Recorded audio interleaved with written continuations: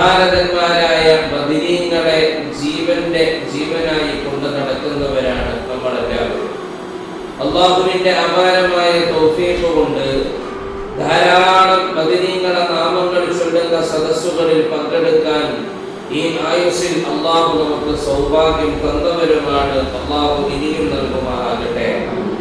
ആ മഹാരഥന്മാരായ ബദരീങ്ങൾ ബദറിന്റെ രണാങ്കണത്തിൽ അടരാടി പോരാടി പരിശുദ്ധ ദീനിന് ഉന്നതമായ വിജയം കൊണ്ടെത്തിച്ച ആ മനോഹരമായ സുദിനം വരുമ്പോൾ വിശ്വാസികൾ എല്ലാവരും ഒരു നവ ഉന്മേഷത്തിന്റെ ഈമാനിന്റെ പുതുക്കൽ ബദരീങ്ങളിലൂടെ നടത്താറുണ്ട്.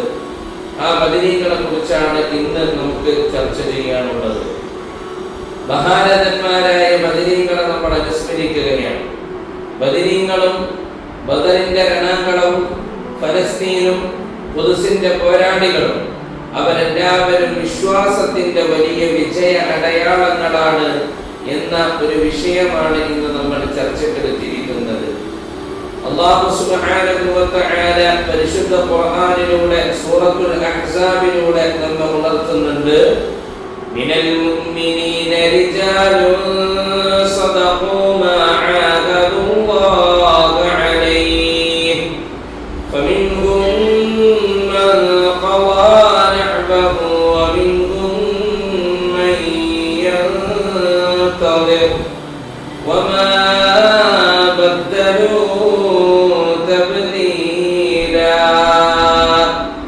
അല്ലാഹുവിനെ അവന്റെ അടിമകളുടെ കൂട്ടത്തിൽ ഒരുപാട് ചുണക്കുട്ടികളായ ആൺകുട്ടികളുണ്ട്. അവർ സദഖൂ മാ അഹദുല്ലാഹ്, അല്ലാഹുവുമായിട്ട് ചെയ്തിരിക്കുന്ന കരാറുകളിൽ അവർ പൂർത്തീകരണം നിർവഹിച്ചവരാണ്.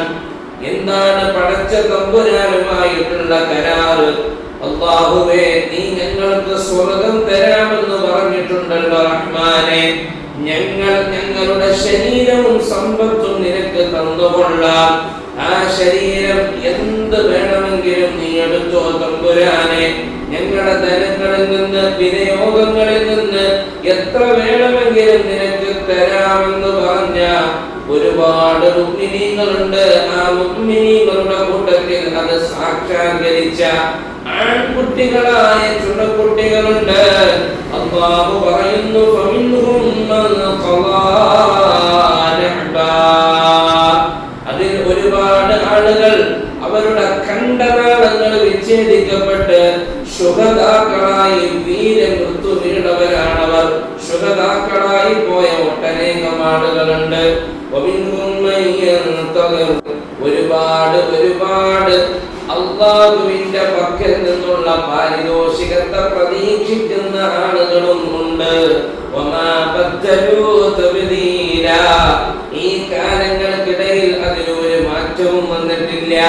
ഈ ലോകം അവസാനിക്കുന്ന കാലം വരെ അല്ലാഹുവിന്റെ പരിശുദ്ധ ദീനിന്റെ നിലനിൽപ്പിന് വേണ്ടി അഹോരാത്രം പോരാടുന്ന ആളുകളെ ഈ ദുനിയാവിൽ നിങ്ങൾക്ക് കാണാൻ കഴിയും. അവർ അല്ലാഹുവിന്റെ അടിമകളിലെ ആൺകുട്ടികളാണെന്ന് പരിശുദ്ധ ഖുർആൻ. അങ്ങനത്തെ ആൺകുട്ടികളെയാണ് ഇന്ന് നമ്മൾ പറയാൻ പോകുന്നത്. അതാണ് അസ്ഹാബുൽ ബദരീങ്ങൾ. നമ്മളുടെ ബദരീങ്ങൾ അല്ലാഹുവിന്റെ റസൂലിന്റെ പ്രിയപ്പെട്ട അനുചരർ. ഹുമുൽ ജിബാലു ബലാ, അവർ പർവ്വത സമാനമായി ഇസ്ലാമിന്റെ ശത്രുപക്ഷത്തിന്റെ മുന്നിൽ അടരാതെ നിന്നവരാണ് അല്ലാഹുവിന്റെ ബദരീങ്ങൾ. ഹുമുൽ ജിബാലു ബലാ, അവർ അല്ലാഹുവിന്റെ മുമ്പിൽ അടിയുറച്ചു നിന്ന പർവ്വത സമാനരായ ആളുകളായിരുന്നു. അവർ നിലപാടിൽ ഒരു മാറ്റം വരുത്തിയില്ല. പണത്തിന്റെയോ പദവിയുടെയോ കുടുംബത്തിന്റെയോ മക്കളുടെയോ കാര്യങ്ങൾ അവരെ അലട്ടിയില്ല. അവർ അവരുടെ ശരീരങ്ങളും രക്തവും മാംസവും എല്ലാം അല്ലാഹുവിന് സമർപ്പിച്ച് കളഞ്ഞവരാണ്. അവരെ ആർക്കും തളർത്താൻ കഴിഞ്ഞിട്ടില്ല, ഇനി കഴിയുകയുമില്ല. ഉടലോടെ സ്വർഗത്തിലേക്ക് പറിച്ചു നടപ്പെട്ടവരാണ് അവരെന്ന് അല്ലാഹുവിന്റെ റസൂൽ സല്ലല്ലാഹു അലൈഹി വസല്ലം. ഇങ്ങനെയൊക്കെ സംഭവിക്കുമോ ലോകത്ത്? സ്വന്തം കുടുംബത്തെയും മക്കളെയും ഒന്നും വകവെക്കാതെ നബി സല്ലല്ലാഹു അലൈഹി വസല്ലമ തങ്ങളുടെ വിളി കേട്ട് മാത്രം അല്ലാഹുവിന്റെ റസൂലിന് വേണ്ടി റബ്ബിന് വേണ്ടി ജീവത്യാഗം ചെയ്ത 313ഓളം വരുന്ന ബദറിന്റെ രണാങ്കണത്തിലെ പോരാളികളെ കേൾക്കുമ്പോൾ ഇതിനൊക്കെ സജ്ജരാം വിധത്തിൽ ആളുകൾ തയ്യാറാകുമോ എന്നുണ്ടെങ്കിൽ എന്താണ് അതിന്റെ നേർചിത്രങ്ങളല്ലയോ ഇന്ന് ഫലസ്തീനിന്റെ രണഭൂമിയിൽ 80 ചില്ലാനം കൊല്ലങ്ങളായി നമ്മൾ കണ്ടുകൊണ്ടിരിക്കുന്നത്. മക്കളും പിതാക്കളും വല്യപ്പമാരും പ്രപിതാക്കളും ഒരുപോലെ പോരാടുകയാണ് ഖുദ്സിനു വേണ്ടി. ഇതേവരെ ഒരു സഖ്യസേനക്കോ ഒരു രാഷ്ട്രത്തിനോ ജൂത സയനിസ്റ്റുകൾക്കോ അവരെ തളർത്താൻ കഴിഞ്ഞിട്ടില്ല. ഖുദ്സിന്റെ മോചനത്തിന് വേണ്ടി ദുനിയാവും എല്ലാം വെടിഞ്ഞുകൊണ്ട് അവർ പോരാടുമ്പോൾ മിതമായ ഭക്ഷണങ്ങളില്ല, വെള്ളപാനീയങ്ങളില്ല, വൈദ്യുതി ജലപ്രവാഹങ്ങളില്ല. അവർ ഉണ്ടാക്കിയിരുന്ന വീടകങ്ങളും കുടിലുകളും സ്കൂളുകളും ഹോസ്പിറ്റലുകളും പള്ളി മിനാരങ്ങളും എല്ലാ കാണിക കുടങ്ങളും കോൺക്രീറ്റ് സൗധങ്ങളുടെ പൊടിപടലങ്ങൾ തുണികളായി കിടക്കുന്ന ആ ഫലസ്തീനിന്റെ രണഭൂമിയിലൂടെ കൈകൾ നഷ്ടപ്പെട്ടവർ, കാലുകൾ നഷ്ടപ്പെട്ടവർ, ജീവന്റെ തുടിപ്പിന്റെ രക്തം ബാക്കി നിൽക്കുന്നുവെങ്കിൽ അത് ഖുദ്സിന് വേണ്ടി മാത്രമായിരിക്കുമെന്ന് പറഞ്ഞ് വീര പോരാട്ടം നടത്തുന്നവർ, അവർ അവരുടെ ഷഹീദീങ്ങളായ രക്തസാക്ഷികളായ മക്കളെ ചേർത്ത് പിടിച്ചുകൊണ്ട് വിതുമ്പി കരയുന്ന ഉമ്മമാര് പറയുന്നത്, അല്ലാഹ് അഞ്ചാമത്തെ ഒരു ഷഹീദിനെ കൂടി ഇതാ നിനക്ക് ഞാൻ തന്നിരിക്കുന്നു റബ്ബേ. എന്റെ ഈ അടിവയറ്റിലൂടെ നീ ജന്മം നൽകിയ മുഴുവൻ മക്കളെയും നിന്റെ മാർഗത്തിൽ രക്തസാക്ഷിയാക്കി തന്നിരിക്കുന്നു എന്ന് പറഞ്ഞ് എനിക്കൊരു മകന് കൂടി രക്തസാക്ഷിയായത് ഉണ്ടായല്ലോ എന്ന് പറഞ്ഞ് അതിൽ ആനന്ദിച്ച് ആഹ്ലാദിച്ച് കണ്ണുനീര് ഒഴുക്കുന്ന ചിത്രങ്ങൾ നമ്മൾ കാണുമ്പോ ഈ കാലത്തും ഈ 21-ാം നൂറ്റാണ്ടിലും എല്ലാ സൗകര്യങ്ങളുടെയും ഇടയിൽ കഴിയുന്ന നമ്മൾ പോലും വല്ലാതെ അത്ഭുതപ്പെട്ടു പോവുകയാണ്. നമ്മെ സംബന്ധിച്ചിടത്തോളം നമ്മളെ അലട്ടുന്ന വിഷയങ്ങൾ എന്ന് പറയുന്നത് കറണ്ട് ബില്ല് കൂടുന്നതാണ്, നമ്മൾക്ക് കഴിക്കാൻ ആഹാരം കുറഞ്ഞതല്ല, വിഭവങ്ങളുടെ രുചിക്കൂട്ടുകളിലുള്ള വ്യത്യാസമാണ്. മുളകുപൊടി കുറഞ്ഞു പോയി, മല്ലിക്ക് കുറവ് വന്നിട്ടുണ്ട്. ഇങ്ങനെയുള്ളതാണ് അലട്ടുമ്പോ ഒരു തുള്ളി വെള്ളം പോലും നേരാവണ്ണം കിട്ടാതെ പോകുന്ന ഒരു ജനതയാണ്. ഉള്ള വെള്ളം കൊണ്ട് ഖുദ്സിന്റെ മോചനത്തിന് വേണ്ടി അവർ പോരാടുന്നത്. 2, 3, 4 വയസ്സുള്ള പിഞ്ചോമന പൈതങ്ങളാണ്. കീറി പറഞ്ഞ കുപ്പായങ്ങളുമായി അവരുടെ കളിപ്പാട്ടങ്ങളൊക്കെ മൺപൂഞ്ഞകളുടെ ഉള്ളിലാണ്. എന്നാലും കൈകളിൽ കല്ലേന്തിയിട്ട് ഇസ്രായേലിന്റെ ജൂത പട്ടാളങ്ങളുടെ മുമ്പിൽ നെഞ്ചു വിരിച്ചു നിന്നുകൊണ്ട് പറയുന്നത്, ഐനൽ ഖുദ്സ്, ഞങ്ങളുടെ ഖുദ്സ് എവിടെ? ഞങ്ങൾ അല്ലാഹുവിന്റെ അമ്പിയാക്കളുടെ ആളുകളാണ് ഞങ്ങൾ, ഞങ്ങളെ നിങ്ങൾക്ക് തൊടാൻ കഴിയുകയില്ല എന്ന് പിഞ്ചു ബാല്യങ്ങൾ പറയുമ്പോ നെതന്യാഹു എന്ന് പറയുന്ന അതിക്രൂരനായ ഭരണാധികാരി ഒരു കൊല്ലത്തോളമായി 30,000 കുഞ്ഞു പൈതങ്ങളുടെ ജീവനാണ് എടുത്തത്. ഒന്നും അറിയാത്ത ബാല്യങ്ങളുടെ ജീവനെടുത്ത ആ കുഞ്ഞു പൈതങ്ങളെ കൊന്നൊടുക്കി. സ്കൂളുകളായ സ്കൂളുകളും പള്ളികളായ പള്ളികളും എല്ലാം തച്ചു തകർത്ത് എത്രയോ ആളുകളെ നിരപരാധികളെ കൊല ചെയ്തിട്ടും ഇവര് തേടി നടക്കുന്ന ഇവരുടെ എതിരാളികളെ ഒരാളെ പോലും കണ്ടെത്താൻ കഴിയാതെ വല്ലാത്ത നിരാശയോടെ കണ്ണിൽ കാണുന്നതെല്ലാം തച്ചു തകർക്കുമ്പോ നെഞ്ചു വിരിച്ചൊരു 14-കാരൻ ഉച്ചത്തിൽ പറയുകയാണ്, എടോ ഫിർഔനിനെ വരെ ഒതുക്കിയ റബ്ബാണ് എന്റെ റബ്ബ്. നിന്നേക്കാൾ വലിയ ഫിർഔൻ, നിന്നേക്കാൾ ജന്മം നൽകിയ മുഴുവൻ ആൺകുഞ്ഞുങ്ങളെയും കൊല്ലാകൊല ചെയ്ത ഒരു ഫിർഔൻ ഉണ്ടായിരുന്നടോ ഈ ദുനിയാവിൽ. അന റബ്ബുകുമുൽ അഅ്ലാ, ഞാനാണ് ഏറ്റവും വലിയ റബ്ബ്, എനിക്ക് കഴിയാത്ത ഒന്നുമില്ല എന്ന് പറഞ്ഞ ആ ഫിർഔനിനെ നൈനതയിൽ കാലിട്ടടിച്ച് ഒരു നീന്താൻ പോലും അല്ലാഹു സമ്മതിച്ചിട്ടില്ല. ആ പടച്ച റബ്ബിന്റെ മുമ്പിൽ ഞങ്ങളോട് കളിക്കാൻ വരട്ടെ എന്ന് നെഞ്ചു വിരിച്ചു പറയുന്ന ഫലസ്തീനിന്റെ മക്കൾ പറഞ്ഞു തരുന്ന ഒരു ഈമാനിന്റെ മൂല്യമായ വീര്യമാണ് ബദരീങ്ങളിലൂടെ നമുക്ക് കാണാൻ കഴിയുക. അല്ലാഹുവേ, ഞങ്ങൾക്ക് നീ പ്രദാനം ചെയ്യണേ തമ്പുരാനേ. ആ ഈമാനിന്റെ മധുഗണങ്ങൾ ഒഴുകുന്ന ആസ്വാദ്യകരമായ നീരുറവകളൊന്ന് രുചിക്കാൻ പടച്ചവനെ നീ സൗഭാഗ്യം തരണേ അല്ലാഹ്.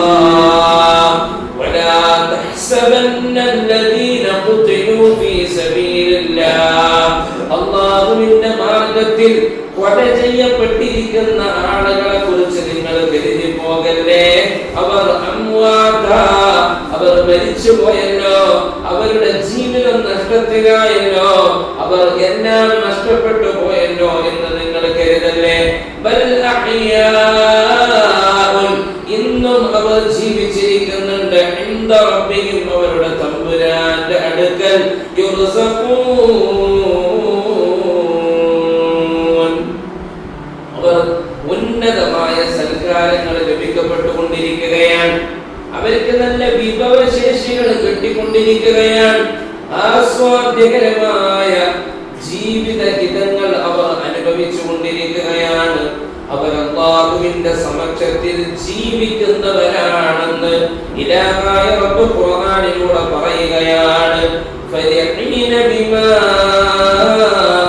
ആതാഹുല്ലാഹു മിൻ ഫദ്ലി, അല്ലാഹു സുബ്ഹാനഹു വ തആല അവർക്ക് കൊടുത്ത ഔദാര്യങ്ങളിൽ വല്ലാതെ ഉല്ലസിച്ച് ആനന്ദിച്ച് നടക്കുന്നവരാണവർ. അവർ അല്ലാഹുവിന്റെ ഫദ്ല്, ആ സ്വർഗ്ഗം ഇങ്ങനെ അനുഭൂതി നിറഞ്ഞ് ആസ്വദിച്ചു കൊണ്ടിരിക്കുകയാണ്. വയസ്തബ്ശിറൂന ബില്ലദീന ലം യൽഹഖൂ ബിഹിം മിൻ ഖൽഫിഹിം, അവരിൽ നിന്ന് അവരിലേക്ക് ചേരാതെ ഇനിയും പോരാട്ടം നടത്തിക്കൊണ്ടിരിക്കുന്ന ആളുകളോട് ഈ ബദരീങ്ങളായ ശുഹദാക്കളും ഫലസ്തീനിൽ പിടഞ്ഞ ഓരോ ശരീരങ്ങളും വിളിച്ചു പറയുന്നുണ്ട്, നിങ്ങൾ സന്തോഷിച്ചോളൂ, നിങ്ങൾ ഈ പോരാട്ടം അവസാനിപ്പിക്കേണ്ടതില്ല, അല്ലാഹുവിന്റെ വഴിയിൽ തന്നെ തുടർന്നോളൂ, നിങ്ങൾ ജീവൻ അല്ലാഹുവിന് വേണ്ടി സമർപ്പിച്ചോളൂ. അല്ലാ ഖൗഫുൻ അലൈഹിം വലാ ഹും യഹ്സനൂൻ, ഈ ദുനിയാവ് വിട്ടുപോകുമ്പോൾ നിങ്ങൾക്ക് ഒന്നും നഷ്ടപ്പെടാനില്ല. ആഖിറത്തിന്റെ കാര്യത്തിൽ ഒരു ഭയവും നിങ്ങൾക്ക് വേണ്ട. നിങ്ങളെ അല്ലാഹു ഏറ്റെടുത്തിരിക്കുകയാണ്.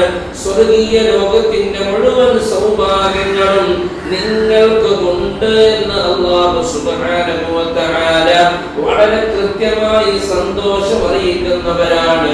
അല്ലാഹുവിന് വേണ്ടി മരിച്ചുപോയ, അല്ലാഹുവിന് വേണ്ടി പോരാടി ലോകത്തോട് വിട പറയേണ്ടി വന്ന ശുഹദാക്കൾ അല്ലാഹു സുബ്ഹാനഹു വ തആല വലിയ മഹത്വം നൽകുന്ന ഒരു വിഭാഗമാണ് ശുഹദാക്കൾ എന്ന് പറയുന്നത്.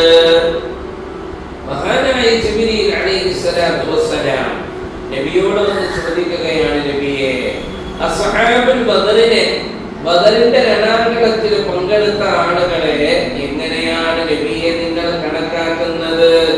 റസൂലുള്ളാഹി പറയുന്നു, ഞങ്ങളുടെ കൂട്ടത്തിലെ അതിശ്രേഷ്ഠരായ ആളുകളാണ് അവർ, ഏറ്റവും മഹത്വമുള്ളവരാണ് ബദറിൽ പങ്കെടുത്തവർ. ഹബീബായ നബിയോട് ജിബ്രീൽ പറയുന്നു, എന്നാൽ നബിയെ നിങ്ങൾ കേൾക്കണേ, ആ ബദറിൽ അങ്ങയുടെ കൂടെ അണിനിരന്ന മലക്കുകളുണ്ടല്ലോ, ആകാശ ലോകത്ത് മുഴുവൻ അംലാക്കിന്റെയും ഇടയിൽ ഏറ്റവും ശ്രേഷ്ഠരായ മലക്കുകൾ അത് ബദറിൽ പങ്കെടുത്ത മലക്കുകളാണെന്ന് ആദരവായ നബിയുനാ റസൂലുള്ളാഹി സ്വല്ലല്ലാഹു അലൈഹി വസല്ലമ തങ്ങൾക്ക് അല്ലാഹുവിന്റെ മുഖറബുൽ അംലാഖ് ജിബ്രീൽ പറഞ്ഞു കൊടുക്കുകയാണ് അലൈഹിസ്സലാം. കാരണം ഈമാൻ 100% നേടിയതിന്റെ വിജയം രുചിച്ചറിഞ്ഞവരായിരുന്നു ബദരീങ്ങൾ. ഈമാൻ മാത്രമായിരുന്നവരുടെ മുമ്പിൽ ബദറും ഫലസ്തീനും എന്ന് നമ്മളോട് പറഞ്ഞു തരുന്നതെന്നാണ്. വേണ്ട ആയുധ ബലങ്ങളൊന്നും അവരുടെ കൈകളിലില്ല. ആധുനിക സാങ്കേതിക വിദ്യകളാൽ നിർമ്മിക്കപ്പെട്ട നശീകരണം നടത്തുന്ന മിസൈലുകൾ അവരുടെ കൈകളിലില്ല. ബോംബുകളില്ല, ടാങ്കറുകളില്ല, ഒന്നുമില്ലാതെ ഇരുന്നിട്ട് പോലും അവരുടെ ഉള്ളിൽ ഒരു ഇച്ഛാശക്തിയുണ്ട്. അത് ജീവൻ മറന്ന മരണ പോരാട്ടമാണ്. അത് അള്ളാഹുവിന് കൊടുക്കാൻ ഒരു സന്നദ്ധരാണ്. ഇസ്ലാമിന്റെ ശത്രുക്കളും ഇസ്ലാമും തമ്മിലുള്ള വ്യത്യാസത, ഇസ്ലാമിൽ മുസ്ലിമീങ്ങൾ പോരാടുന്നത് മരിക്കാൻ വേണ്ടിയാണ്. ഇസ്ലാമിന്റെ ശത്രുക്കൾ പോരാടുന്നത് ജീവിക്കാൻ വേണ്ടിയാണ്.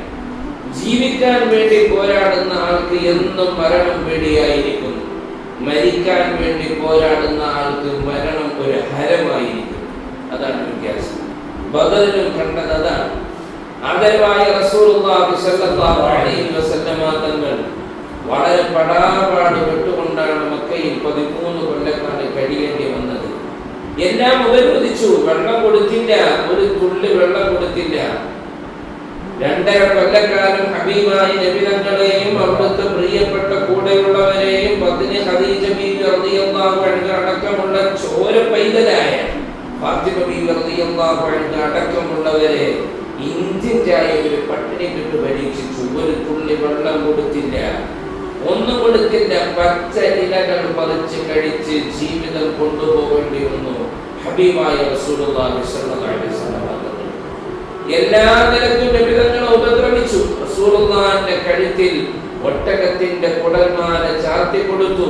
എത്ര മലീമസമായ ഒട്ടകത്തിന്റെ ചീഞ്ഞളിഞ്ഞ കുടൽമാല വഹിച്ച് സുജൂദിൽ കിടക്കേണ്ടി വന്ന ആദരവായ റസൂലുള്ളാഹി തായിഫിന്റെ രണഭൂമിയിൽ നിന്ന് നബി തങ്ങൾ മടങ്ങി വരുമ്പോ ഒരു പ്രതീക്ഷയുടെ കച്ചിത്തുരുപ്പിന് വേണ്ടി പോയതാണ്. അവിടെ നിന്ന് കിട്ടിയത് കല്ലേറുകളുടെ പ്രകരമാണ്. കടങ്കാല് പൊട്ടി ഒഴുകിട്ട് വേച്ചാണ് ഹബീബായ നബി തങ്ങൾ നടന്നു നീങ്ങിയത്. ഒരുപാട് സഹിക്കേണ്ടി വന്നിട്ടുണ്ട്. അവസാനം സഹികെട്ടപ്പോഴാണ് അല്ലാഹുവിന്റെ തീരുമാനം വരുന്നത്. നബിയെ, ഇനി അങ്ങ് പോയിക്കൊള്ളുക, മദീന എന്ന നാട്ടിലേക്ക് ഹിജ്റ നടത്തിക്കൊള്ളുക, അവിടെ പോയി ജീവിച്ചു കൊള്ളുക. അങ്ങനെ ആ മദീനയിലേക്ക് നബി തങ്ങളും സഹാബത്തും കടന്നുപോയപ്പോ മക്കയിലുണ്ടായിരുന്ന ഇവരുടെ സ്വത്തും സമ്പാദ്യങ്ങളുമെല്ലാം ഈ മുശ്രിക്കീങ്ങൾ കൊള്ളയടിക്കുകയാണ്. അബൂബക്കർ സിദ്ദീഖ് റളിയല്ലാഹു അൻഹു എന്ന് പറഞ്ഞാൽ ഒരു മാസം 1,00,000 ദീനാറ് വിറ്റ് വരുമാനം ആ കാലത്തുണ്ടായിരുന്ന 1-ാം നമ്പർ ഹോൾസെയിൽ ടെക്സ്റ്റൈൽ വ്യാപാരിയാണ്. ഷാമിൽ നിന്ന് കെട്ടുകണക്കിന് തുണികൾ കൊണ്ടുവന്ന് വിറ്റിരുന്നു. അബ്ദുറഹ്മാൻ ഇബ്നു ഔഫ് റളിയല്ലാഹു അൻഹു ശതകോടീശ്വരന്മാരാണ്. ഇങ്ങനത്തെ ഒരുപാട് ആളുകളുടെ ചെറുതും വലുതുമായ സ്വത്ത് സമ്പാദ്യങ്ങളൊക്കെ ഈ മക്കയിൽ ഉപേക്ഷിച്ചവര് പോലും അത് മുഴുവനും കൈക്കലാക്കി. എന്നിട്ട് അതുമായിട്ട് അബൂ സുഫിയാൻ കച്ചവടത്തിന് പോയി മടങ്ങി വരുന്ന വിവരം ആദരവായി നബി തങ്ങൾ കേൾക്കുകയാണ്. റസൂലുള്ളാഹി തങ്ങൾ പറഞ്ഞു, സഹാബ ഇർകം മഅനാ, വാഹനങ്ങളുള്ളവരെല്ലാം നിങ്ങളുടെ കൂടെ പോരണം. സാധാരണ ഒരു യുദ്ധത്തിന് പോകുമ്പോ നബി തങ്ങൾ ഒരു പതാക നാട്ടിവെക്കും. ഈ കൊടി നാട്ടിവെച്ച് 3-ാം നാൾ ആ കൊടിമരത്തിന്റെ ചുവട്ടിലേക്ക് സ്വഹാബത്ത് വരണം. ആ 3 ദിവസത്തിന്റെ ഉള്ളിൽ പരസ്പരം സഹായിച്ച് സഹകരിച്ച് അവർ ആയുധം കണ്ടെത്തണം, വാഹനം കണ്ടെത്തണം, ഭക്ഷണ സാമഗ്രികളെല്ലാം അവർ കണ്ടെത്തി തയ്യാറാക്കിയിരിക്കണം. ഇങ്ങനെ എല്ലാ ഒരുക്കങ്ങളും നടത്തിയിട്ടാണ് അവർ ഒരു യുദ്ധത്തിന് പോകാറുള്ളത്. എന്നാൽ ബദർ ഒരു യുദ്ധമായിരുന്നില്ല.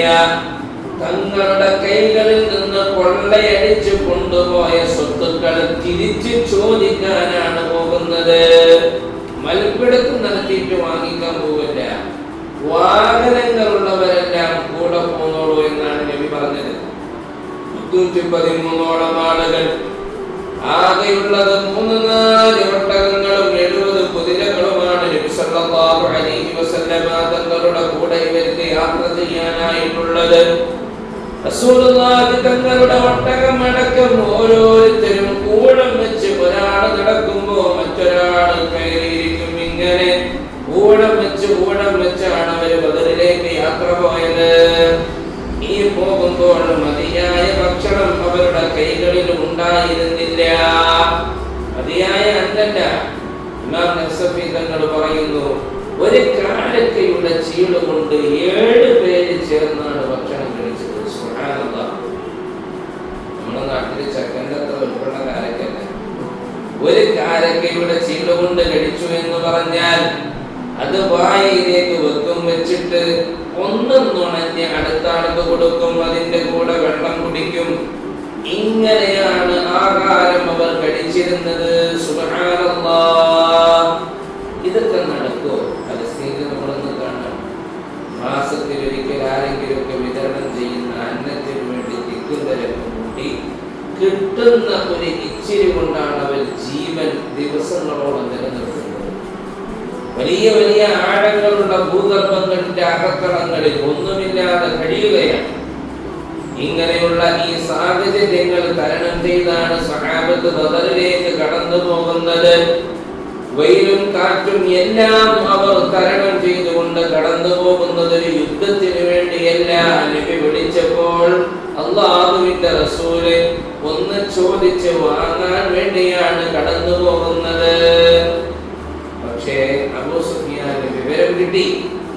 നബി സല്ലല്ലാഹു അലൈഹി വസല്ലം തങ്ങളും സംഘവും ബദർ ലക്ഷ്യമാക്കിയിട്ട് യാത്ര തിരിച്ചിട്ടുണ്ട്.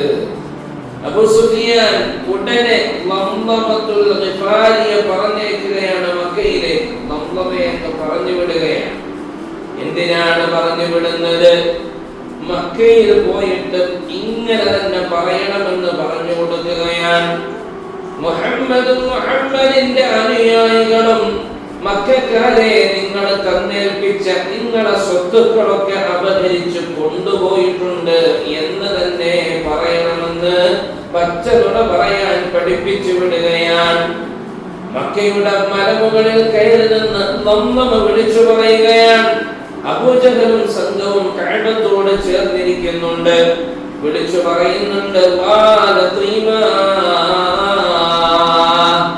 ലത്തീമ എന്നാൽ കച്ചവടം കഴിഞ്ഞിട്ട് വലിയ ലാഭച്ചുമടുകളും വഹിച്ചു വരുന്ന ഒട്ടകങ്ങൾക്കാണ് അറബിയിൽ ലത്തീമ എന്ന് പറയുന്നത്. നമ്മളുടെ ഒട്ടക കൂട്ടങ്ങളെല്ലാം ഭീഷണിയിലാണ്. മുഹമ്മദ് അത് കൊണ്ടുപോയിട്ടുണ്ട്, മുഹമ്മദിന്റെ അനുയായികൾ അത് കൊള്ളയടിച്ചിട്ടുണ്ട് എന്ന് പച്ച നുണ പറഞ്ഞുകൊണ്ട് തുടങ്ങിയ യുദ്ധമാണ് ബദർ. നുണയാണത്. ഇത് കേട്ട അബൂജഹൽ ഉടനെ ചാടിയെഴുന്നേൽക്കുകയാണ്.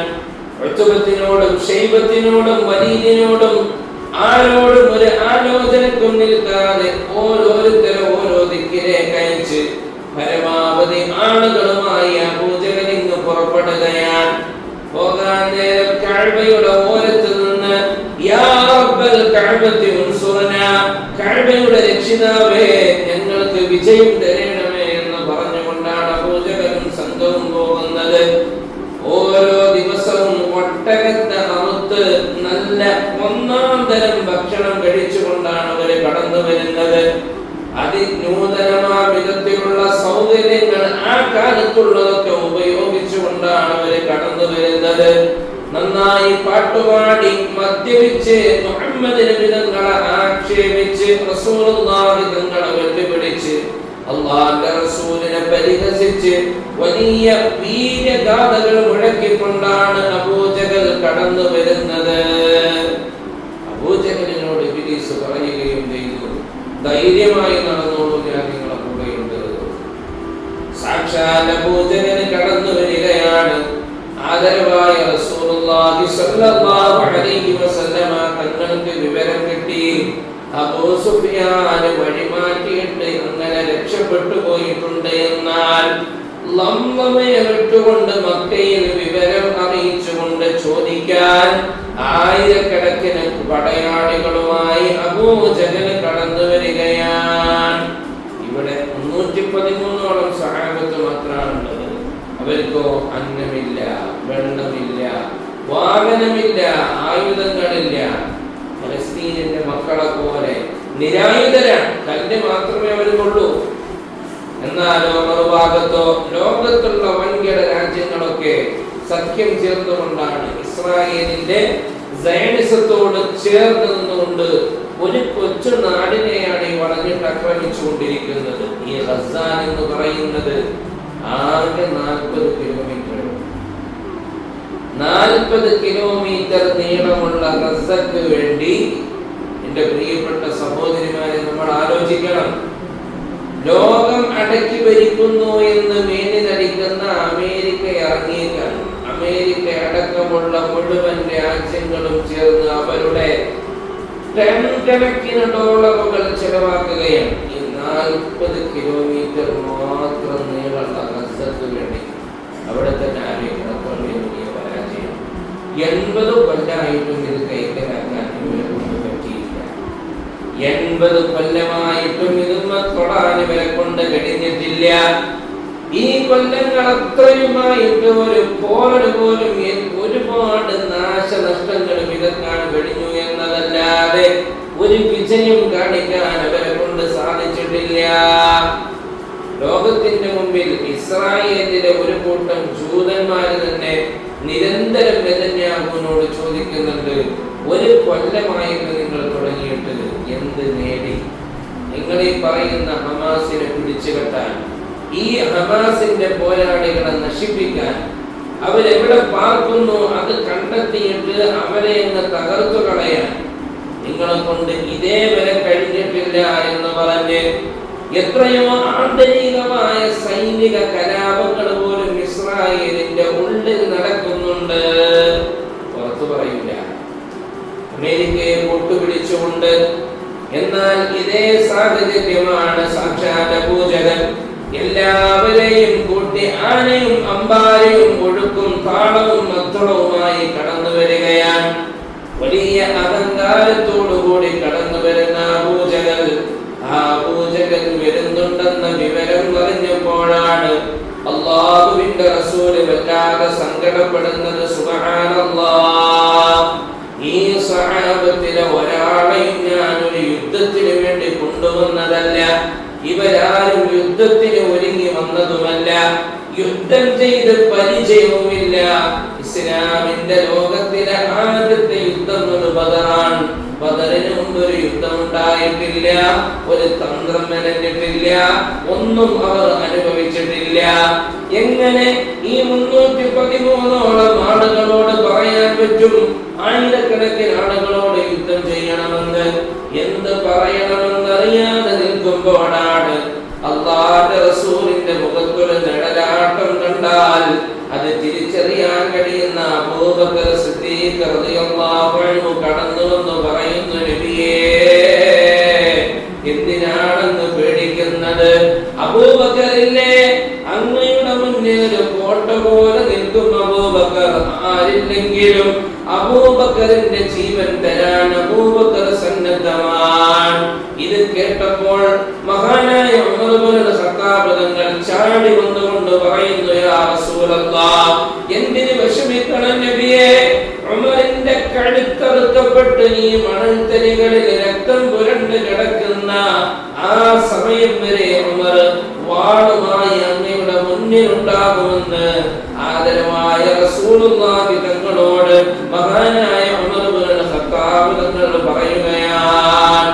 അല്ലാഹുവിന്റെ റസൂലിന് വല്ലാത്ത മനസ്സമാധാനമായെങ്കിലും ഇവരൊക്കെ മുഹാജിരീങ്ങളാണ്, മക്കയിൽ നിന്ന് നബിയുടെ കൂടെയുള്ളവരാണ്. എന്നാൽ മദീനയിലുള്ള അൻസ്വാരികൾ അവർ അഭയം കൊടുത്തവരാണ്, നബി തങ്ങൾക്ക് താമസം കൊടുത്തവരാണ്, തങ്ങളുടെ സമ്പത്തിന്റെ പകുതി ഭാഗം വീതിച്ചു കൊടുത്തവരാണ്, എല്ലാം നബി തങ്ങൾക്ക് കൊടുത്തവരാണ്. ആ അൻസ്വാരികളും നബിയുടെ കൂടെ മദീനയിലേക്ക് ബദറിലേക്ക് വന്നിട്ടുണ്ട്. അവരെങ്ങാനും മറുത്തെന്തെങ്കിലും പറയുമോ എന്ന ഒരു ആശങ്കയിൽ നിന്ന് നിൽക്കുമ്പോഴാണ് മഹാനായ മിഖ്ദാദ് റളിയല്ലാഹു അൻഹു എഴുന്നേറ്റ് വന്ന് നബിയോട് പറയുന്നു, യാ റസൂലല്ലാഹ്, മൂസാ നബി അലൈഹിസ്സലാത്തു വസ്സലാമിന്റെ അനുയായികൾ, മൂസ നീ വേണമെങ്കിൽ യുദ്ധം ചെയ്തോ, ഞങ്ങൾ ഇവിടെ തന്നെ കാണുമെന്ന് പറഞ്ഞതുപോലെ നിങ്ങൾ പറയില്ല നബിയേ. അങ്ങ് കടലിൽ ചാടാൻ പറഞ്ഞാൽ ഞങ്ങൾ മുന്നിലുണ്ടാകും നബിയേ. അങ്ങ് തീയിലേക്ക് ചാടാൻ പറഞ്ഞാൽ ഞങ്ങൾ ഉണ്ടാകും നബിയേ. അങ്ങയുടെ മുന്നിലും പിന്നിലും ഇടതും വലതും നിന്ന് അൻസാരികളായ ഓരോരുത്തരും അനുഗമിക്കുമെന്ന് പറഞ്ഞ ആ ഈ അല്ലാഹുവിന്റെ റസൂലിന്റെ ബദരീങ്ങൾ. അല്ലാഹു നമുക്ക് തൗഫീഖ് തരട്ടെ. അവര് പറഞ്ഞില്ല എന്റെ വീട്ടിലെ മക്കളൊറ്റക്കാൻ, എന്റെ ഭാര്യ ഒറ്റക്കാൻ, വൈകുന്നേരം ഇറച്ചിയുമായി വരാമെന്ന് പറഞ്ഞതാണ് എന്ന് പറഞ്ഞ് ഞാൻ പോകട്ടെ എന്ന് പറഞ്ഞില്ല. ഒന്ന് നിസ്കരിക്കാൻ വേണ്ടി നമ്മൾ നിൽക്കുമ്പോ 100 കാരണങ്ങളാണ് നമുക്കത് ഖളാക്കാൻ.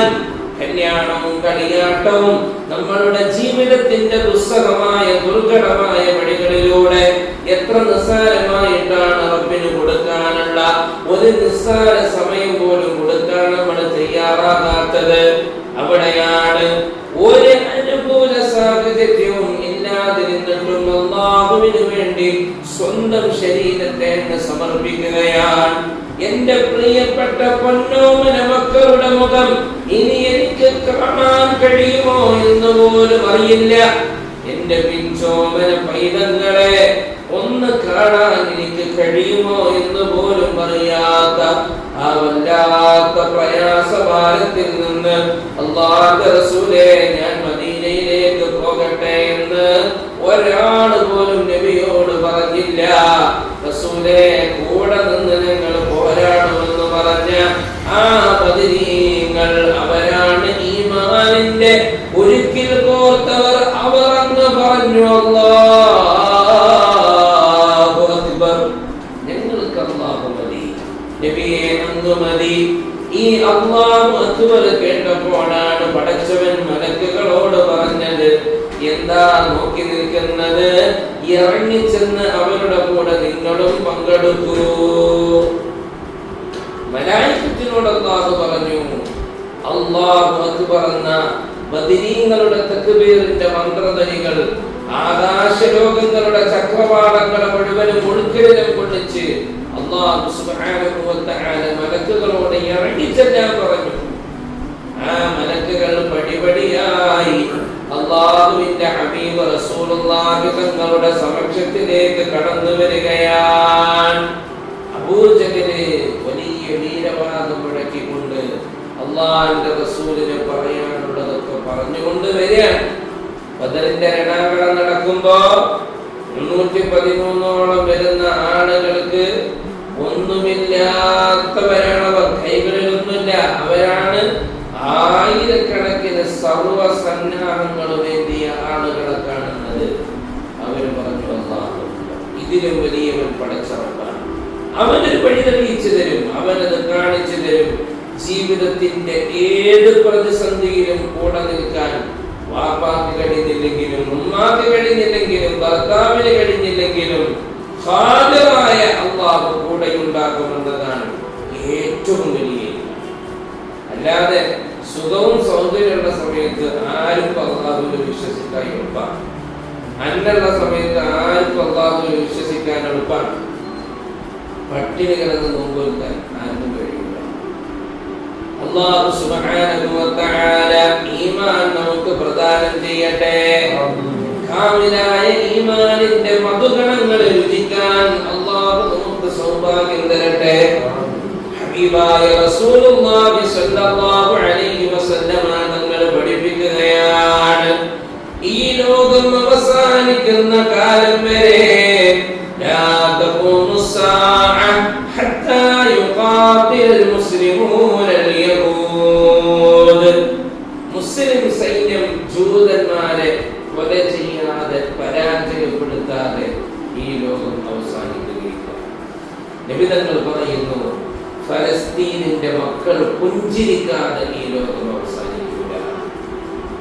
അത് കണ്ണുകൊണ്ട് കാണുക തന്നെ ചെയ്യും. ഇത് പറഞ്ഞത് ആമിനയുടെ മുത്തുമോനാണ് മുഹമ്മദ് മുസ്തഫ സല്ലല്ലാഹു അലൈഹി വസല്ലം. അസത്യത്തിന്റെ ഒരു ലാഞ്ചന പോലും തന്റെ പൊൻചമ്പകപ്പോ അതരങ്ങളിലൂടെ വന്നിട്ടില്ലാത്ത ആദരവായ മുത്തനബി തങ്ങൾ പറയുന്നു, ലാ തസാലു ത്വായിഫത്തും മിൻ ഉമ്മതി ഖായിമീന അലൽ ഹഖ്. ഒരു സമൂഹം എല്ലാ കാലത്തും ലോകം അവസാനിക്കുന്നത് വരെ അവർ സത്യത്തിന്റെ മേൽ നിലകൊള്ളുന്നവരായിരിക്കും. അവർക്ക് സത്യം മാത്രമേ അവരുടെ മുന്നിൽ ഉണ്ടായിരിക്കുകയുള്ളൂ. അങ്ങനത്തെ ഒരു വിഭാഗം എന്റെ ഉമ്മത്തിൽ നിന്ന് ഈ ലോകം അവസാനിക്കും. അവസാനിക്കുവോളം ഉണ്ടാകുമെന്ന് ആദരവായ പ്രവാചകൻ നബി മുഹമ്മദ് മുസ്തഫ. അവരാണ് ഫലസ്തീനികൾ.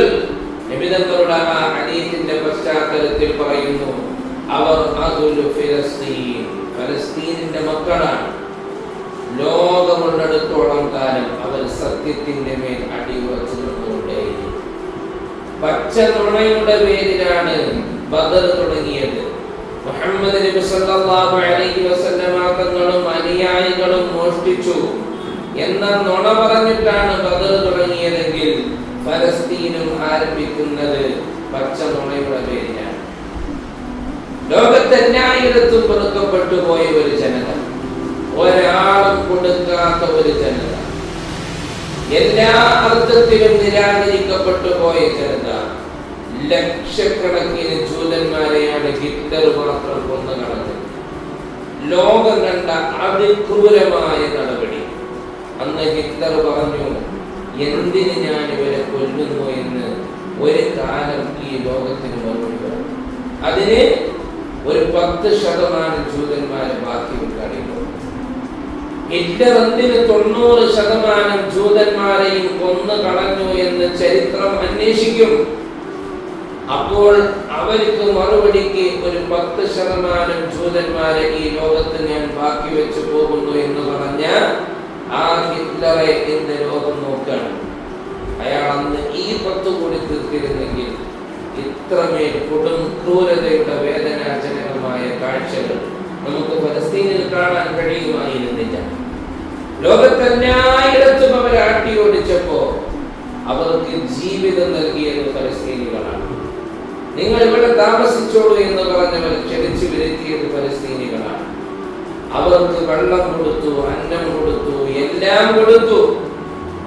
ഉണ്ണുന്ന കൈക്ക് തന്നെ കൊത്തണമെന്ന് പഠിപ്പിച്ച സ്വഭാവമാണ് അവരുടെ ഉള്ളിലുള്ളത്. അതാണ് ഏറ്റവും വലിയ ശത്രുത നിങ്ങൾക്ക് അവരോട് വേണമെന്ന് പരിശുദ്ധ ഖുർആൻ.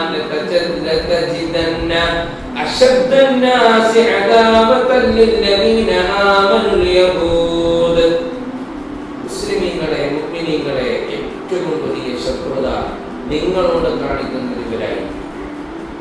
ഏറ്റവും വലിയ ശത്രുത. അല്ലാഹു സുബ്ഹാനഹു വ തആല നമുക്ക് നല്ല ബോധം തരട്ടെ. എന്റെ പ്രിയപ്പെട്ട ഉമ്മമാരെ, അമേരിക്കയുടെ സുപ്രീം കോടതിയുടെ ഒരു ജഡ്ജി ഉണ്ടായിരുന്നു. അതൊരു ജൂതനായിരുന്നു. ആ ജൂതനാണ് പറഞ്ഞത്, ഞങ്ങളെ നിങ്ങൾ സഹായിച്ചാൽ, ഞങ്ങൾക്ക് സ്വതന്ത്രമായ ഒരു രാജ്യം തന്നാൽ, സ്വതന്ത്രമായ ഒരു ഭൂമിക തന്നാൽ നിങ്ങളെ എല്ലാ കാലത്തും ഞങ്ങൾ സഹായിക്കുമെന്ന് പറഞ്ഞവരാണവർ. അതിബുദ്ധിമാന്മാരാണ്. ലോകത്തെ സമ്പദ്ഘടനയുടെ നല്ല ഒരു ശതമാനം സമ്പത്തും ജൂതന്മാരുടെ കൈകളിലാണുള്ളത്. അവര് പറഞ്ഞു, അമേരിക്കയോട് നിങ്ങളെ ഞങ്ങൾ കാലാകാലം കൈവിടാതെ സഹായിച്ചു കൊള്ളാം. ആ അമേരിക്ക നുണ പറഞ്ഞിട്ടാണ് ഇസ്രായേൽ എന്ന് പറയുന്ന ഒരു രാഷ്ട്രം ഉണ്ടാക്കുന്നത്. ആ രാഷ്ട്രം ഉണ്ടാക്കിയപ്പോ ജെറൂസലം അവരുടെ കൈകളിലായിരുന്നില്ല, ഇസ്രായേലിലായിരുന്നില്ല, ഖുദ്സ് മുസ്ലിമീങ്ങളുടേതായിരുന്നു. ആ ഖുദ്സിന്റെ രണവും ഖുദ്സിന്റെ മനോഹരമായ താഴികക്കൂടങ്ങൾ ഇവര് കൈക്കലാക്കി ഓരോന്നോരോന്നായി ശേഖരിച്ചു. ലോകത്ത് ഒരുപാട് സമാധാനം പറയുന്ന സംഘടനകളുണ്ട്. യുഎൻഒയുടെ, ഐക്യരാഷ്ട്ര സഭയുടെ. ഒരാൾ പോലും അതിനെതിരെ ശബ്ദിക്കുകയോ ഇതെന്ത് വംശഹത്യയാണ് ഈ നടന്നുകൊണ്ടിരിക്കുന്നത് എന്ന് ചൂണ്ടിക്കാണിക്കാനോ ഒരാളും തയ്യാറായില്ല. കൊടും ചതിയുടെ, വഞ്ചനയുടെ നാൾവഴികളാണ് കാണാനുള്ളതെങ്കിൽ ഇവർക്ക് ഒരു പുഞ്ചിരിയുടെ ദിനം വരാതെ ലോകം അവസാനിക്കുകയില്ലെന്ന് നബി മുഹമ്മദ് മുസ്തഫ. 313 വരുന്ന സ്വഹാബത്ത് അടരാടി പോരാടിയതിന്റെ ജാജ്വല്യമായ വിജയമായിരുന്നു ബദർ. അല്ലാഹുവിന്റെ റസൂൽ സ്വല്ലല്ലാഹു അലൈഹി വസല്ലമ തങ്ങൾ സുജൂദിൽ കിടന്ന് റബ്ബിനോട് ദുആ ചെയ്യുകയാണ്. അല്ലാഹു സുബ്ഹാനഹു വ തആല ഈമാനിന്റെ അകലുകാരോട് പറയുന്നതാണ്, നിങ്ങൾക്കൊരു ഖിബലയുണ്ട്, അത് മസ്ജിദുൽ ഹറാമാണ്, കഅബയാണ്.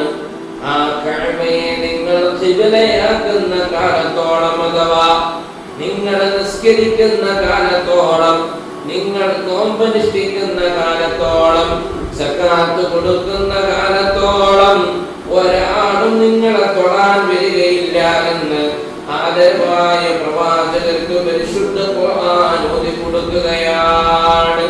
വലില്ലാഹി അഖ്ബത്തുൽ ഉമൂർ. ആ കാര്യം അന്തിമ തീരുമാനം അല്ലാഹു നോക്കിക്കൊള്ളുമെന്ന് പരിശുദ്ധ ഖുർആൻ. മുസ്ലിമീങ്ങളുടെ ഉള്ളിലെ ഈമാൻ നഷ്ടപ്പെട്ടു പോയപ്പോഴാണ് ഈ പരാജയം നമ്മൾ അനുഭവിക്കാൻ തുടങ്ങിയത്. ഓ സമാനേ में मुअज़्ज़ज़ मुसलमान होकर आज हम ख़ार हुए तारिके ഖുർആൻ होकर. ഒരു കാലഘട്ടത്തിൽ ഇസ്ലാമും മുസ്ലിമീങ്ങളും ഏറ്റവും വലിയ അതിപ്രഭാവത്തിന്റെ ഉന്നമനങ്ങളിൽ വിരാജിച്ചവരായിരുന്നു. രാജപ്രതാപവും പ്രൗഢിയും നിറഞ്ഞ 800 കൊല്ലക്കാലത്തെ ഉസ്മാനിയ ഖിലാഫത്തിന്റെ അതിമനോഹരമായ നാളുവഴികളിലായിരുന്നു പലസ്തീനും മക്കയും എല്ലാം ഉണ്ടായിരുന്നത്. സൗദി എന്ന് പറയുന്ന രാജ്യം രൂപീകരിക്കപ്പെടുന്നത് 1930-ലാണ്. അതിനു മുമ്പ് സൗദി ഇല്ല, ഹിജാസ് ആണ്. ഹിജാസ് എന്ന് പറഞ്ഞാൽ മക്ക, മദീന ഒക്കെ ഉൾപ്പെടുന്ന എല്ലാ പ്രദേശങ്ങളും കൂട്ടിയിട്ടുള്ളതാണ് ഹിജാസ്.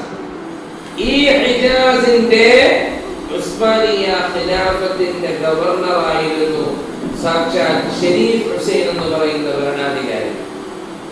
ഈ ഷരീഫ് ഹുസൈൻ എന്ന ഭരണാധികാരിയോട് അമേരിക്ക പറയാൻ, ഉസ്മാനിയ ഖിലാഫത്തിനെ നിങ്ങൾ ഞങ്ങൾക്ക് ഒറ്റിത്തന്നാൽ, ഉസ്മാനിയ ഖിലാഫത്തിന്റെ രഹസ്യങ്ങൾ നിങ്ങൾ ഞങ്ങൾക്ക് പറഞ്ഞു തന്നാൽ, നിങ്ങൾക്ക് സ്വന്തമായി ഭരണം നടത്താൻ ഹിജാസ് വിട്ടുതരുമെന്ന് പറഞ്ഞപ്പോ ആ ഷരീഫ് ഹുസൈൻ എന്ന് പറയുന്ന മുസ്ലിമായ എന്നാൽ ഈ ഉമ്മത്തിനോട് കൂറില്ലാത്ത കൊടുംചതിയൻ പറഞ്ഞു കൊടുത്തതിന്റെ അടിസ്ഥാനത്തിലാണ് ഉസ്മാനിയ ഖിലാഫത്തിന്റെ സമ്പൽഘടനയുടെ വലിയ ചരക്കുകളുമായി പോകുന്ന ഒരുപാട് ട്രെയിനുകളുടെ വിവരം ഈ ആള് പറഞ്ഞു കൊടുക്കുകയാണ്. അമേരിക്ക മുഴുവനും അങ്ങ് കഴിച്ച് ചാമ്പലാക്കി. എല്ലാ ട്രെയിനുകളും കത്തിച്ചു കളഞ്ഞു. 1 രൂപ പോലും ഇല്ലാത്ത വിധം ഉസ്മാനിയ ഖിലാഫത്ത് പിച്ചച്ചട്ടി എടുക്കേണ്ട ഗതികളിലേക്ക് എത്തി. ആ ഭരണകൂടം തകർന്നു പോയപ്പോ ഹിജാസിന്റെ രണഭൂമി ഈ പറയപ്പെടുന്ന ഷരീഫ് ഹുസൈന് കിട്ടിയോ ഇല്ല. അയാളും കൊല്ലപ്പെട്ടു. എന്നാൽ അതിനുശേഷമാണ് ഇസ്രായേൽ എന്ന് പറയുന്ന ഒരു രാജ്യത്തിന് വേണ്ടിയുള്ള നീക്കങ്ങൾ ഫലസ്തീനിൽ തുടങ്ങുന്നത്. വളരെ ഗൗരവത്തോടെ നമ്മൾ മനസ്സിലാക്കണം. മുസ്ലിം സമൂഹത്തിന്റെ ഇടയിലുള്ള ഐക്യം നഷ്ടപ്പെടുന്ന കാലത്താണ് ഈ ഉമ്മത്ത് തകർന്നിട്ടുള്ളത്. നമ്മൾ എന്ന് ഒരുമിച്ച് നിൽക്കാതെ പഠിച്ചോ അന്നൊക്കെ നമുക്ക് തകർച്ചയെ ഉണ്ടായിട്ടുള്ളൂ. ഈ ദീനിനെ തകർക്കുന്നത് പുറത്തു നിന്നുള്ള ആളുകളല്ല. നബി സല്ലല്ലാഹു അലൈഹി വസല്ലമ തങ്ങൾ മനമുരുകി അല്ലാഹുവിനോട് ദുആ ചെയ്തിട്ടുണ്ട്. പടച്ചവനേ, ഈ ഉമ്മത്തിനെ പുറത്തു നിന്നുള്ള ഒരാൾ തകർക്കുന്ന അവസ്ഥ നീ കൊടുക്കല്ല റബ്ബേ. ആ ദുആ ഉത്തരം കൊടുത്തിരിക്കുന്നതാണ്. ഏത് ആൺകുട്ടി വന്നാലും ഈ ഉമ്മത്തിനെ തൊടാൻ കഴിയില്ല. എത്ര വലിയ കൊലകൊമ്പൻ വന്നാലും ഈ ഉമ്മത്തിനെ തകർക്കാൻ കഴിയൂല. ഈ ഉമ്മത്തിന് ഒരു കോടി പോലും ഏൽപ്പിക്കാൻ കഴിയൂല. ഈ ഉമ്മത്ത് തകരണമെങ്കിൽ ഉമ്മത്തിന്റെ ഉള്ളിലുള്ള ആളുകൾ തന്നെ ഉമ്മത്തിനെ തകർക്കും. അല്ലാതെ തകരുകയില്ല. മുസ്ലിം ഉമ്മത്ത് എവിടെയൊക്കെ വിഘടിച്ചിട്ടുണ്ടോ, എവിടെയൊക്കെ അനൈക്യത്തിലേക്ക് പോയിട്ടുണ്ടോ, എവിടെയൊക്കെ അവർ വിഭാഗീയതയുടെ ആളുകളായി തീർന്നിട്ടുണ്ടോ, അവിടെ മുതലാണ് അവർ ശത്രുക്കളുടെ ഇരയായി മാറിയത്. ഇതാണ് ഫലസ്തീൻ നമ്മെ പഠിപ്പിക്കുന്നത്. ഫലസ്തീനിന്റെ പാഠങ്ങൾ നമ്മെ പഠിപ്പിക്കുന്നത്. ആ ഒരുമയോടെ നിന്നാൽ അല്ലാഹുവിന്റെ സഹായം നമുക്ക് ലഭിക്കുമെന്ന് ഈ ലോകത്തോട് അല്ലാഹു നമുക്ക് കാണിച്ചു തന്ന ഉദാഹരണമാണ് ബദരീങ്ങൾ. 313 ആളുകൾ ഒരുമയോടെ സാഹോദര്യത്തോടെ നിലയുറപ്പിച്ചപ്പോ ഉന്നതമായ ജാജ്വല്യമായ വിജയം അവർക്ക് അല്ലാഹു കൊടുക്കുകയാണ്. നബി തങ്ങൾ സുജൂദിൽ കടന്നു. അല്ലാഹുവിന്റെ റസൂൽ തല ഉയർത്തിയില്ല. റസൂലുള്ളാഹി തങ്ങൾക്ക് അല്ലാഹു ഉറപ്പ് കൊടുക്കുന്നത് വരെ അല്ലാഹുവിന്റെ നബി ദുആ ചെയ്തു, അല്ലാഹുമ്മ ഇൻത ബിലിക ഹാദിഹിൽ ഇസാബ, പടച്ചവനെ ഈ ഒരു ചെറിയ സൈന്യം ഇവിടെ നശിക്കപ്പെടുകയാണെങ്കിൽ, ഈ ചെറു സംഘം ഇവിടെ തകർക്കപ്പെടുകയാണെങ്കിൽ ഭൂമിയിൽ നിന്നെ ആരാധിക്കാൻ ഒരു ആളും ഇനി ഉണ്ടാവുകയില്ല. കാരണം മുഅ്മിനായ 300-ലധികം വരുന്ന ആളുകളും ബദറിലുണ്ട്. ഇവര് പരാജയപ്പെട്ടാൽ ഒരാളും അല്ലാഹ് എന്ന് പറയാൻ ഈ ലോകത്ത് ഉണ്ടാവുകയില്ല. അവർ പോരാടിയത് കൊണ്ടാണ്, അവര് വിജയിച്ചത് കൊണ്ടാണ് പേങ്ങാട്ടുശ്ശേരി പള്ളി പോലും ഉണ്ടായത്, പറയാൻ മുസ്ലിമീങ്ങളായ നമ്മളുണ്ടായത്, നമ്മുടെ ബാപ്പമാരുണ്ടായത്, ഈമാനുണ്ടായത്, ഹിദായത്തിന്റെ വെളിച്ചമുണ്ടായത്, ഹജ്ജുണ്ടായത്, ഉംറയുണ്ടായത്, നോമ്പുണ്ടായത്, സക്കാത്തുണ്ടായത്, തറാവീഹ് ഉണ്ടായത്, ഖുർആൻ ഉണ്ടായത്, എല്ലാം ഉണ്ടായത് ആ ബദരീങ്ങളിലൂടെയാണ്. ലോകത്ത് ഏറ്റവും വലിയ കടപ്പാട് എന്ന് പറഞ്ഞാൽ വന്ന വഴി മറക്കാതിരിക്കാനുള്ളത്. അതുകൊണ്ടാണ് മാതാപിതാക്കളെ പരിഗണിക്കണമെന്ന് പരിശുദ്ധ ദീൻ പറഞ്ഞത്. നമുക്കെല്ലാം കിട്ടിയത് ഉമ്മയും വാപ്പയും വഴിയാണ്. അപ്പൊ എല്ലാം കൊടുക്കേണ്ടത് അവർക്കാണ്. എന്നാൽ അവരെക്കാളും പരിഗണിക്കണം മുഹമ്മദുർ റസൂൽ സല്ലല്ലാഹു അലൈഹി വസല്ലം. കാരണം അവരെ തന്നതും നബിയാണ്. നല്ല മാതാപിതാക്കളെ നമുക്ക് തന്നത് മുഹമ്മദുർ റസൂലുള്ളാഹ്. അല്ലാതെ വഴിവിട്ട ജീവിതം നയിക്കുന്ന ഉമ്മയും വാപ്പയായിരുന്നെങ്കിൽ നമ്മൾക്ക് എന്ത് പരിശുദ്ധിയുണ്ടാവാം? ഇസ്ലാം അവർക്ക് സംസ്കാരം കൊടുത്തു, അവരെ മനോഹരമാക്കി, അച്ചടക്കം കൊടുത്തു. അങ്ങനെ നമ്മളും ദീനീബോധമുള്ളവരായി. ആ കടപ്പാട് റസൂലിന്റെ നബിതങ്ങൾക്കാണ്. നബിയും സഹാബത്തും 313 പേര് അണിനിരന്നത് കൊണ്ടാണ് അല്ലാഹുവിന്റെ ഹബീബ് റസൂലുള്ളാഹി തങ്ങളോട് നമ്മൾക്ക് കടപ്പാട് വേണമെന്ന് പറയുന്നത്. ബദരീങ്ങളോട് ഈ ഉമ്മത്തിന് കടപ്പാട് വേണം.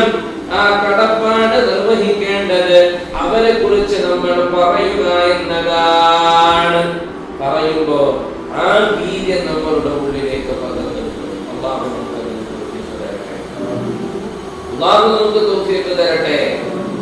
അവരോട് അല്ലാഹു പറഞ്ഞത് ഇഅ്മൽ മാ ശിഅ്തും, നിങ്ങൾ ഇഷ്ടമുള്ളത് ചെയ്തോളൂ. അല്ലാഹു ഒരിക്കലും ഇനി നിങ്ങളെ കൈവടിയുകയില്ല. നിങ്ങൾ ഇഷ്ടത്തിനനുസരിച്ച് ജീവിച്ചോളൂ.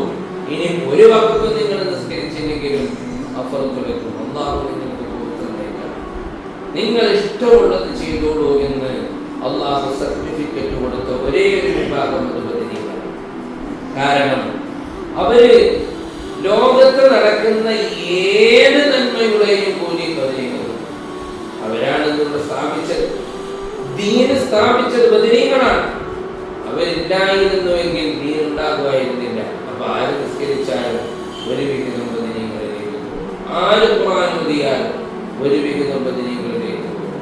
ആര് അല്ലാഹ് എന്ന് പറഞ്ഞാലും ഒരു ബദരീങ്ങൾക്ക് കിട്ടും. അവരുടെ ദറജ ഉയരുകയും ചെയ്യും. അതാണ് ഖുർആൻ പറഞ്ഞത്, ബൽ അഹ്യാഉൻ ഇൻദ റബ്ബിഹിം യുർസഖൂൻ.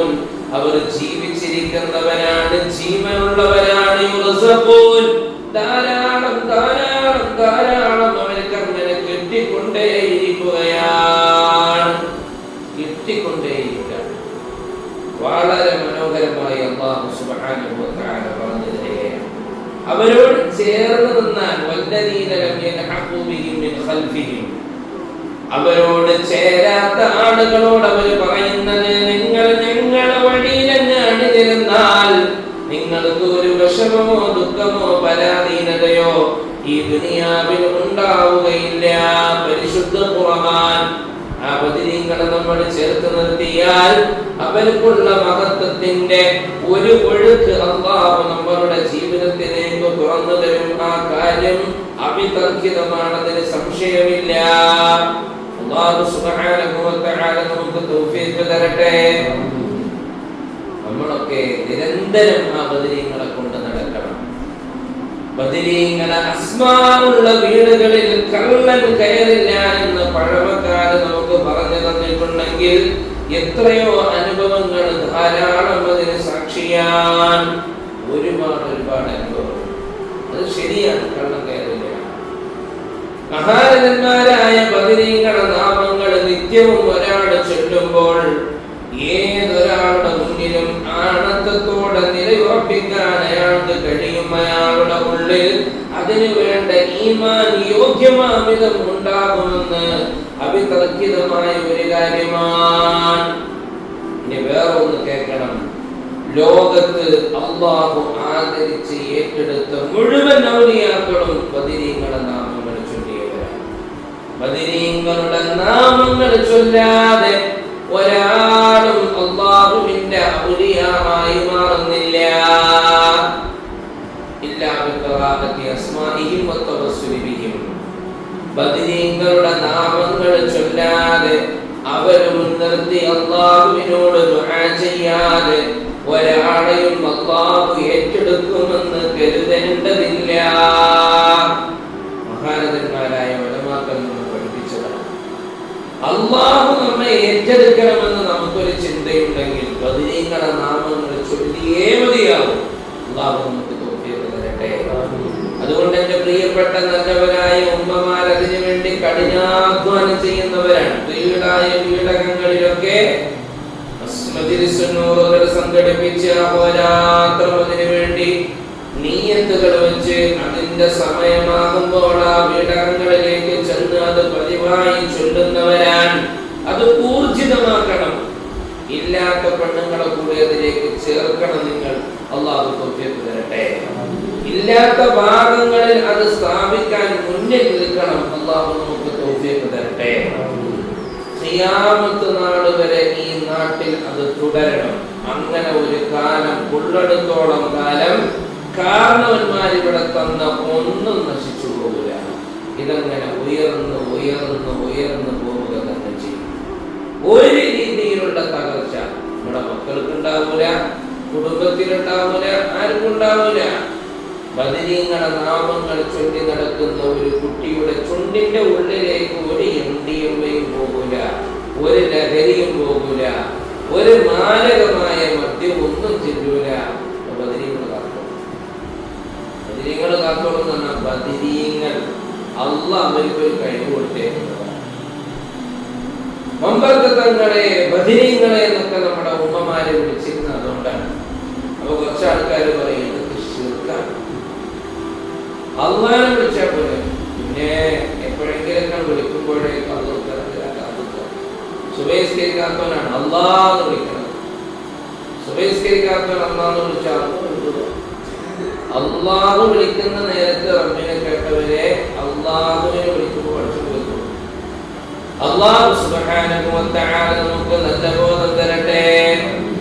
ഏതുപോലെ പരിചയമില്ലാത്തൊരു നമ്പറിൽ ഫോൺ വന്നാൽ നമുക്ക് എടുക്കാൻ വലിയ ഇൻട്രസ്റ്റ് ഉണ്ടാവില്ല. എന്നാൽ നമ്മളോട് ഇഷ്ടവും സ്നേഹമുള്ള ആളാണ് വിളിക്കണമെങ്കിൽ ചാടി എടുക്കുക. നമ്മളോട് ഇഷ്ടമുള്ള ആളുകളാണ് വിളിക്കുന്നതെങ്കിൽ അള്ളാഹു എല്ലാ ഇഷ്ടവും കൊടുത്തിരിക്കുന്നവരാണ് ബദരീങ്ങൾ. അവരോട് നമ്മൾ പറയണം, നിങ്ങൾ ഞങ്ങളുടെ കാര്യം അവിടെ അവതരിപ്പിക്കണം. അവര് പറയുമ്പോൾ അള്ളാഹ് കേൾക്കാതിരിക്കാൻ വേണ്ടി അതാണ് അതിന്റെ ഉദ്ദേശമല്ലാതെ ബദരീങ്ങളാണ് പടച്ചോൻ, ആ പടച്ചോനായ ബദരീങ്ങൾ നടത്തിത്തരാണ് ഇതല്ല നമ്മൾ പറയുന്നത്. അങ്ങനെയാണെങ്കിൽ രോഗം വന്നാൽ ഹോസ്പിറ്റലിൽ പോകാൻ പാടില്ല, അത് ശിർക്കാണ്. കാരണം സഹായം അള്ളാഹുവിനോട് ചോദിക്കാൻ പാടില്ല. ഡോക്ടറെ എന്റെ അസുഖം മാറ്റി തരണം പറഞ്ഞാൽ കാത്തോളം അള്ളാഹു കാത്തിരിച്ചിട്ടുണ്ട്. അങ്ങനെ നമ്മൾ വിശ്വസിക്കുന്നില്ലല്ലോ. ഡോക്ടർ ഇപ്പൊ എത്ര സർജറി നടത്തിയാലും നമ്മൾ പറയും അഹമ്മദ് കോയിനെ കാണിച്ചപ്പോഴാണ് മാറിയത്, അഹമ്മദ് കോയെ മാറ്റിയത്, അള്ളനെ മാറ്റിയത്. മാറ്റുന്നത് പറഞ്ഞാൽ ഒരുപാട് സ്ഥലങ്ങളിൽ പോയി അവസാനം രാജഗിരി ചെന്നപ്പോ മാറി. രാജഗിരിയെ മാറ്റിയത് ശിഫ തരുന്നത് അള്ളയാണ്. അതാണ് നമ്മളുടെ വിശ്വാസം. രോഗം തരുന്നതും മാറ്റുന്നതും അല്ലാഹുവാണ്. അത്രേ ഇതുള്ളൂ. ഭൗതികമായിരിക്കുന്ന ആവശ്യങ്ങൾക്ക് ആരോഗ്യത്തിന് നമ്മൾ ഡോക്ടർമാരെ സഹായം തേടുന്നുണ്ടെങ്കിൽ ആത്മീയമായ പ്രശ്നങ്ങൾക്ക് പരിഹാരത്തിനാണ് മഹാരഥന്മാരെ നമ്മൾ സമീപിക്കുന്നത്. അവര് നമ്മുടെ ആത്മാവിനെ ശുദ്ധീകരിക്കും. അവർക്കതിന് ചികിത്സ നടത്താൻ കഴിവുണ്ട് എന്ന് നമ്മൾ തിരിച്ചറിയാൻ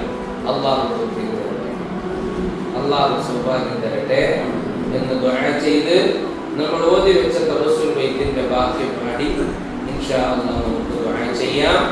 നാളെ ഇൻഷാ അല്ലാഹ് പള്ളിയിൽ വെച്ച് അസ്ർ നിസ്കാരം കഴിഞ്ഞ് ബദർ മൗലിദ് പാരായണവും അകമണിഞ്ഞ പ്രാർത്ഥനയൊക്കെ ഉണ്ടാവും. അപ്പൊ ഉമ്മമാര് വീട്ടിലുള്ള നിങ്ങളെ മക്കളെ, ചെറിയ മക്കളൊക്കെ പറഞ്ഞു വിട്ടോളൂ.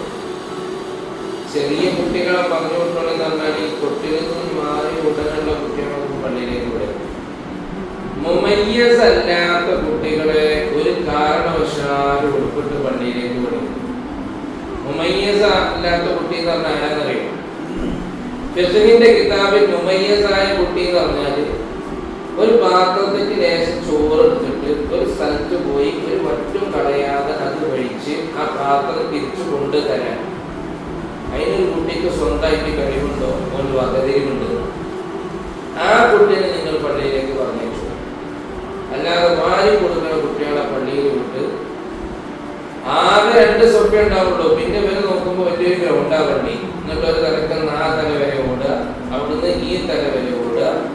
നിസ്കാരത്തിന്റെ ഇടയിൽ ആമീൻ മാത്രമേ കേൾക്കാൻ പാടുള്ളൂ. ഈ പി എന്ന ഒച്ച കേട്ടി വരും. ഇങ്ങനെയുള്ള സാഹചര്യങ്ങൾ ബാക്കിയുള്ളവരുടെ നിസ്കാരം ഹല്ലത്തിൽ കേട്ടാകുന്ന അവരെ സംബന്ധിച്ചിടത്തോളം അവർക്ക് മൂത്രയിക്കണമെന്നുണ്ടെങ്കിൽ എവിടെ ഇരിക്കുന്നത് അതാണ് അവരുടെ ബാത്റൂം. അത് പള്ളിയാണെങ്കിൽ അവിടെ വിളിച്ചാണ്. അങ്ങനത്തെ സാഹചര്യം ഒരിക്കലും ഉണ്ടാകരുത്.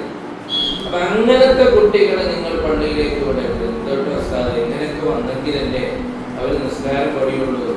അതിനെ അള്ളാഹുവിന്റെ റസൂല് പറഞ്ഞില്ലേ, വാപ്പ സുന്നത്ത് നിസ്കരിക്കേണ്ടത് വീട്ടിലാണ്.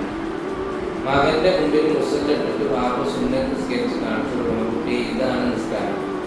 ഫർദ് നിസ്കരിക്കുന്നില്ല, പിന്നെ സുന്നത്ത്. അപ്പൊ ഫർദ് പള്ളിയിൽ വന്ന് നിസ്കരിച്ച് സുന്നത്ത് വീട്ടിൽ കാണിച്ചു കൊടുത്തിട്ട് കുട്ടിയോട് കാണാൻ പറയണം. എന്നിട്ട് അത് കണ്ടിട്ട് നേരാവണ്ണം സുജൂദ് റുക്കൂഅൊക്കെ ചെയ്യാൻ പറ്റണ ഒരു കാലം ആ സമയമാകുമ്പോൾ നിങ്ങൾ പള്ളിയിലേക്ക് വിട്ടോളും. അല്ലാതെ റുക്കൂഇൽ പോകുമ്പോൾ കുട്ടിയാകാൻ തമ്മിലാണ്. കുട്ടി നേരെ തമ്മിലാണ്, നേരെ സുജൂദിലേക്ക്, റുക്കൂഇൽ സ്റ്റോപ്പില്ല. അപ്പൊ അങ്ങനത്തെ കുട്ടികളൊന്നും പള്ളിയിലേക്ക് വിടരുത്. അല്ലാത്ത എട്ടുപൊട്ടും തിരിയുന്ന മക്കളെയൊക്കെ നിങ്ങൾ പള്ളിയിലേക്ക് അയക്കണം. മുഴുവൻ ആളുകളെയും അവർ നന്നാവട്ടെ. അവരറിയാതെ മനസ്സിൽ ആ മജ്‌ലിസിൽ ഇരുന്നാൽ തന്നെ ഒരു ഈമാൻ അവർക്ക് കിട്ടും. അല്ലാഹു തൗഫീഖ് തരട്ടെ. എന്റെ പ്രിയപ്പെട്ട ഉമ്മമാരെ, നമ്മൾ പ്രത്യേകം മനസ്സിലാക്കണം, 600 കൊല്ലമായി കേരളീയ മുസ്ലിം ഉമ്മത്തിന്റെ പാരമ്പര്യം എന്ന് പറയുന്നത് മഖ്ദൂമുമാരാണ്. പൊന്നാനിയിലെ മഖ്ദൂമുമാരാണ്.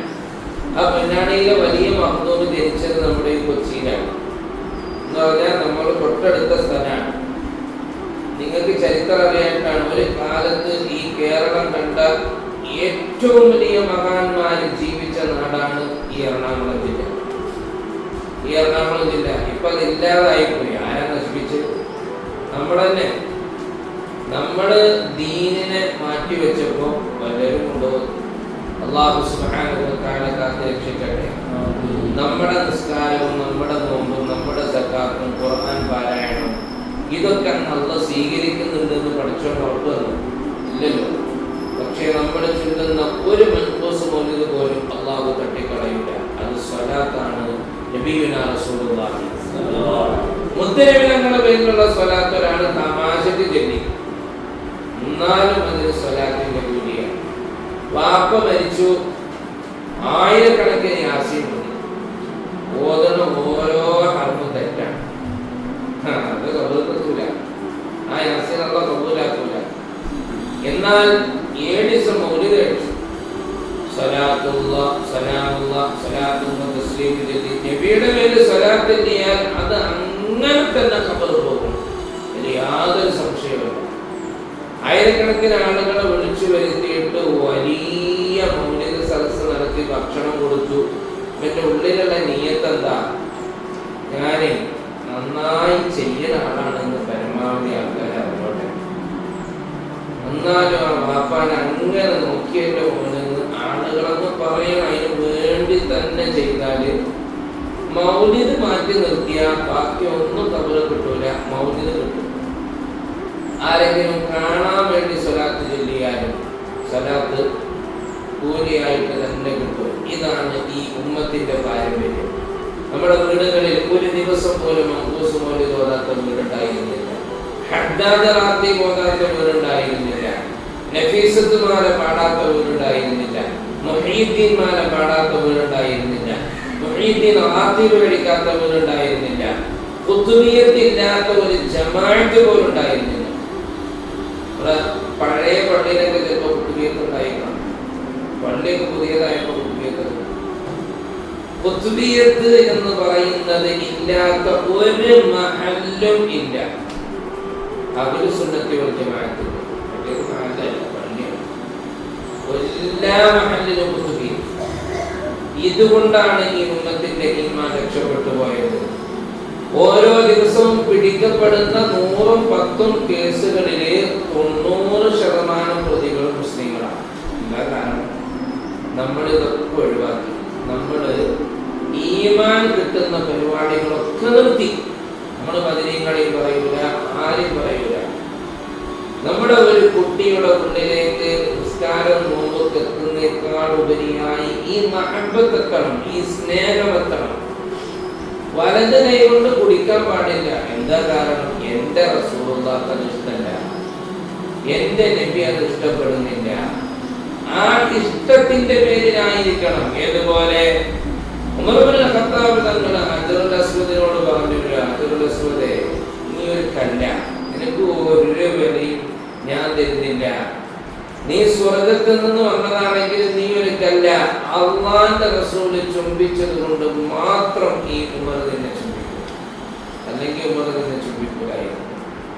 അതാണ് മഹബത്ത്, അതാണ് സ്നേഹം, അതാണ് നമുക്ക് വേണ്ടത്. അല്ലാഹു തൗഫീഖ് തരട്ടെ.